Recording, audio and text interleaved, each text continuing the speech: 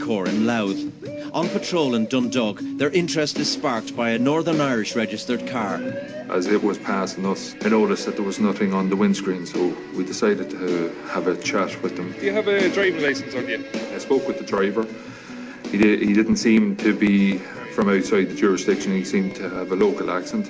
I had a look at the screen. There was nothing on the windscreen, which sort of gives you alarm bells that there may not be anything on the car, like insurance or tax or anything like that. Well, see, the thing is, you're not displaying any discs on the car, okay? So I'm of the opinion you have no insurance. I did an inquiry on the pulse system, which showed that the vehicle had previously been checked by a Garda unit in Dundalk, anyway, so we knew that the chap probably was local. So Martin's suspicions were raised anyway, and he suspected that there was no insurance on it. And as I say, with nothing displayed, he's quite entitled under Section 41 of the Act to detain the vehicle if you suspect that there's no insurance in force. So that's what was done on that occasion. Well, as I say, the vehicle's not moving because I'd be of the opinion you don't have insurance.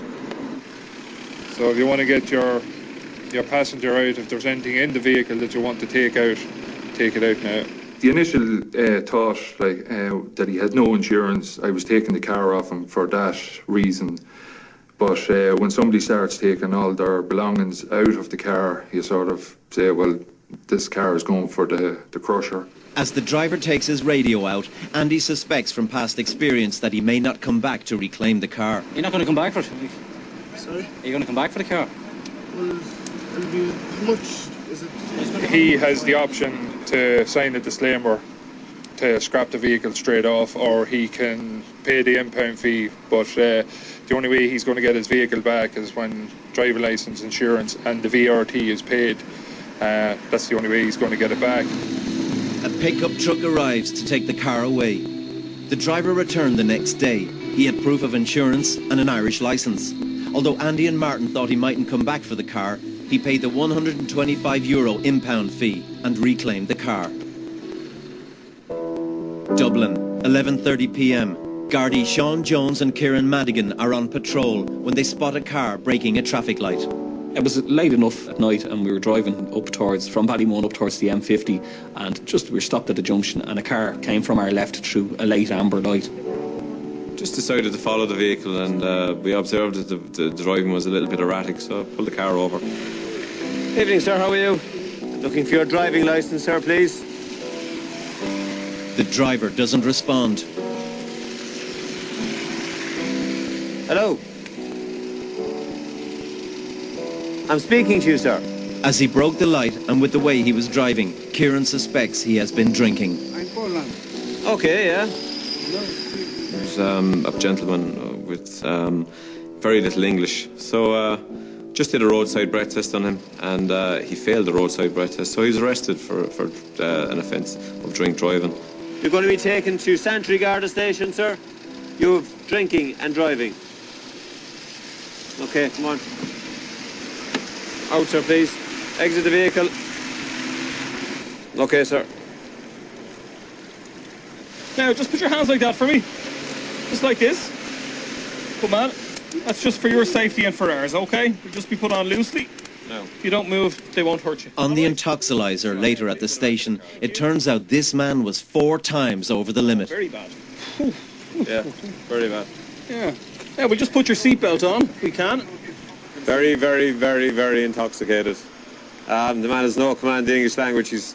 What I get from him, he's a Polish national, so we'll take him to Santry there, get a Polish interpreter, and go through the procedure there with him. But, yeah, a lot of drink on board. This gentleman was 4 times the legal limit and thought he was okay to drive a motor vehicle on a public road. If it was I or anybody else, 4 times the drink driving limit would probably mean we'd be comatose. The driver pleaded guilty in the district court to drink driving. He was disqualified from driving for 3 years and was fined €300. Drink driving is always an issue for Traffic Corps, but driving under the influence of drugs is something Kieran and Sean are increasingly coming across. What we're finding more and more is younger people under the influence of cannabis and cocaine driving vehicles. So that's sort of, for us, the new drink driving. If traffic courts suspect a driver of drug driving by their observations, they can ask the driver to come to a station and provide either a blood or urine sample. It's sent for analysis to find out if the driver has drugs in their system. The difference for us between drink driving and drug driving, if you like, is drink driving, we have a roadside breath test we can carry out. With drug driving, you know, we're drawn to it more towards people's driving, and then what we see, our own observations when we have them stopped. But the results of both drink driving and drug driving are the same. They can be fatal. Coming up, an object thrown from a bridge has the potential for real danger. You can see when stuff is all scattered, so the cars will hit it. And a young driver is pulled over for driving carelessly. Numerous complaints coming in there about your driving. It's going home time for primary school children in Dublin, and Gardaí Eamon Boland and Mick Croke are on a bridge over the M4 motorway. Today they are inspecting buses to make sure seat belts are being worn. What we've decided to do now is that we're waiting on another 53-seater bus to come in here on the M4 motorway, and we're just going to do a pull on the bus there and see actually who is wearing the safety belts on the bus. At the moment in the distance now I can see a bus coming, so we're going to follow that bus and pull it in and see who's wearing the safety belts on it. I was just wondering now, if we're going by the bus now, can you see them standing up or anything on the bus?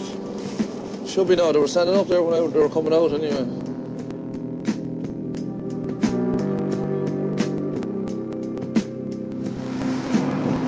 They stop the bus and Mick boards it.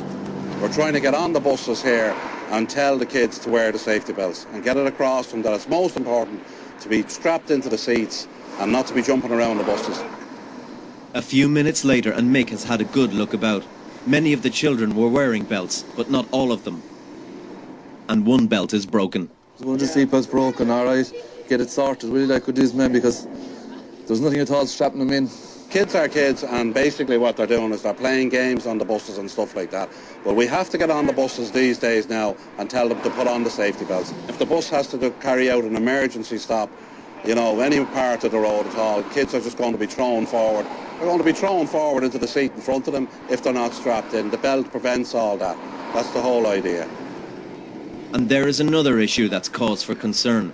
Mick has noticed a tyre that's in a dangerous state. There's a wire sticking out. If I stop it and it's in that condition again, I'll seize the bus off you. Yeah. All right? Somebody even walking by that, just take the hand off them. Yeah. All right? If that's parked up and somebody walks by it, a child, it'll rip the hand off them. So I will be checking again within the week. If that tire's on it, the bus comes with us, okay? It's impounded. Yeah. All right? Everything else is grand. No bother. Yeah, just have him change, will you? Yep. If he's parked up, especially with carrying children, if he's stopped beside the school, children will lean up against buses or whatever. In that case, with his tyre, they'll put their hand on the tyre. They'll actually rip their hands. It's fairly bad now. But again, as I said, the tread depth is fine.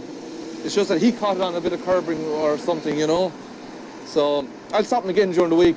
If it's the same way, it gets impounded then.